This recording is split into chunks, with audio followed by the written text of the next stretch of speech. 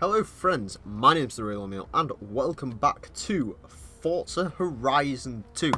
Today we're carrying on the Modern Supercar Championship with this, the Lamborghini Murcielago SV LP674. Yeah, I got that right-ish. Anyway, we're going to take a little bit of a cruise today to the next event. So, the Lamborghini Murcielago. This is a car which pretty much everyone's forgotten about now because, of course, the Aventador is the big Ferrari of the time. But the Murcielago was around for... oh god.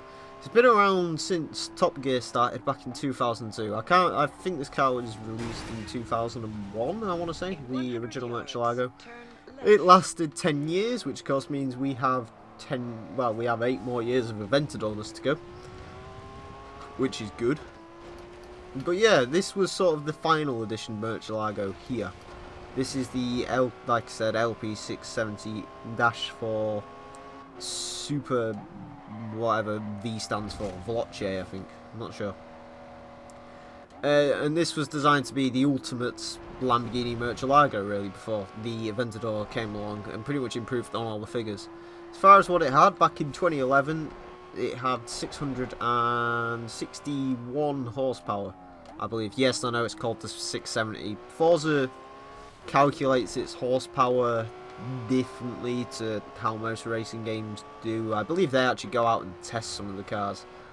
I spoke about it in the Golf Scirocco compareness thing I did. There we go, 661 horsepower, I was correct. As far as styling on this thing, I think it looks absolutely mental. Yes, the Aventador probably is a better looking car, and yes, it's probably more mental than the Murcielago.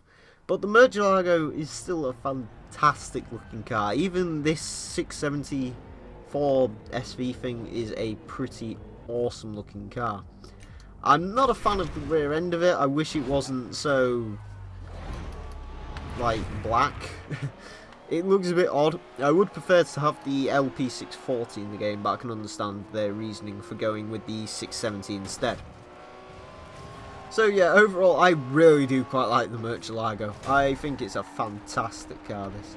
It still looks good even today. It still looks modern today, which is quite a thing considering this car was built under Audi's rule about 13 years ago now, which is quite impressive.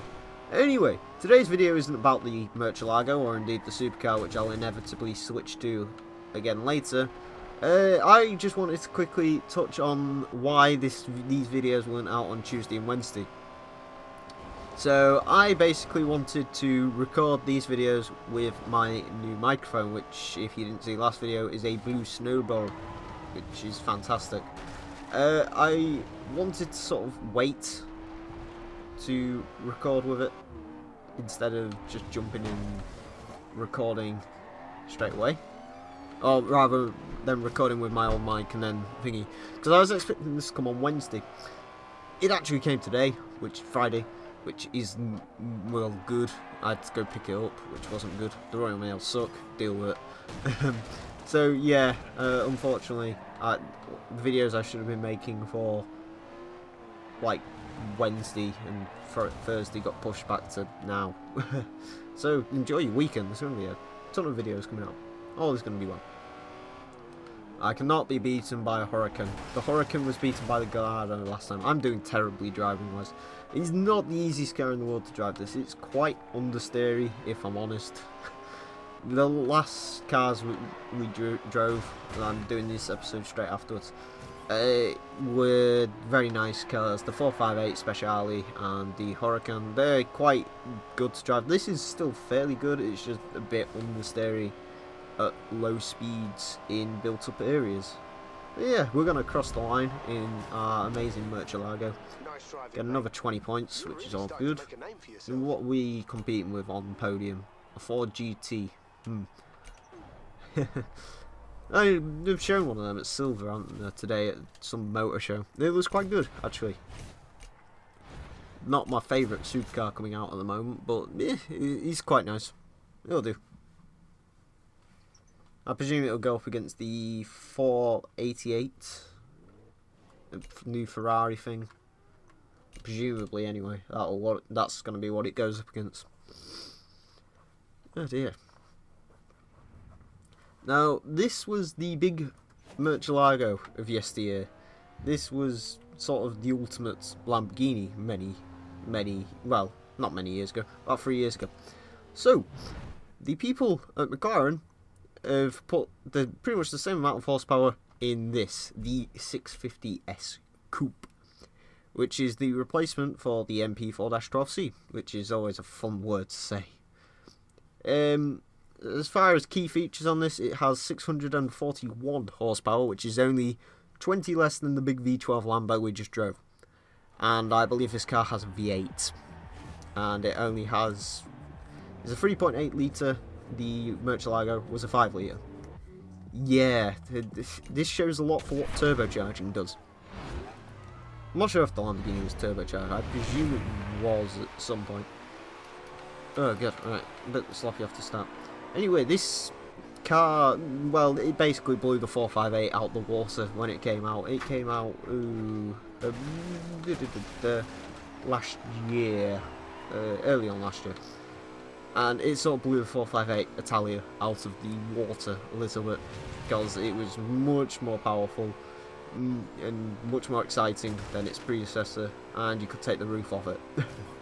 And yeah, it was fantastic. Of course, Ferrari have now fought back. They've got the 488 thing, which I believe that has more power than this does. Is it 661? That word keeps coming to my mind. I believe that's what was in the 599 GTO of a few years back. Ooh, God, I'm being bashed about here. But yeah, so this is... Yeah, it's going to be interesting to see what stacks up against these. Because officially the 488 now does actually have the numbers advantage. Whereas previously the MP4-12C came out after the 458.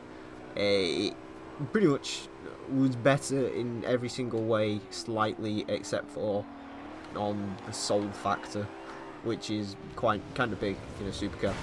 This sort of blew the 458 out of the water, so it doesn't. It gets the 488 is slightly better. So we've got to see if the McLaren will be the more characteristic of these, because of course the Ferrari is having to make do with turbochargers this time around. Yeah, it's actually twin turbocharged, I believe. I'm sorry if you can hear that background noise, by the way. That's the dog being mental. Anyway, yeah, so it'll be interesting to see what's better. I still prefer the 650S. I think this is quite a good looking car. Yes, I know originally I did call it a 12C with a nose job, but you know, my opinion's changed with this car. I saw it top down in the Top Gear Perfect Road Trip, and it looked absolutely fantastic with the roof off. So yeah, I like this car a lot now. So yeah, I mean, we'll have to see what happens. I presume I've said that about 35 times now. Oh dear. Right, anyway, we are coming up on to, well, we are on the final lap actually of this course. Compared to the Speciale, this is a lot harder to drive than the Speciale, but it's a lot more fun. The Speciale, it's a very good handling car, and whether it's fun or not, that remains to be seen. This is quite a fun car though. So yeah, it's quite a good one, this. Oh god. Please don't be beat by an R8 supercar, which I don't really like. Well, I don't dislike the R8, I just simply don't see why you'd buy one when you could just buy a Lamborghini. Yes, it doesn't have the badge of a Lamborghini, and the whole reason you buy a Lamborghini is because of the badge. The R8 just doesn't really float my boat. I don't see why people like it so much, to be honest. I don't think it's a particularly good looking supercar. But, I don't know. Each their own opinion. I might talk about it in a Forza 5 video eventually. Because, of course, that is the end of the modern supercars. What the hell has happened to that 458? It's got a crumpled front end and that thing. Oh dear. 17 grand. Do we get a wheel spin? Yes, we do. Dean Goon is our rival of choice, apparently. Oh dear. It's very rainy on Stoll Island, as always. Hey guys, we're all done in Sisteron for now. Meet up at the hub when you're done and we'll all head out for the next leg of the road trip. That sounds like fun, Ben. Oh dear. Right, let's get the wheel spin out the way. It's VIP wheel spin, so please give me a car, give me a car, give me a car, give me a car, give me a car. Ah, nothing decent. I've got, what, 7.6 mil. Stop giving me money. Anyway, friends, that about wraps us up for today. So I want to thank you very much for watching, and until next time, farewell.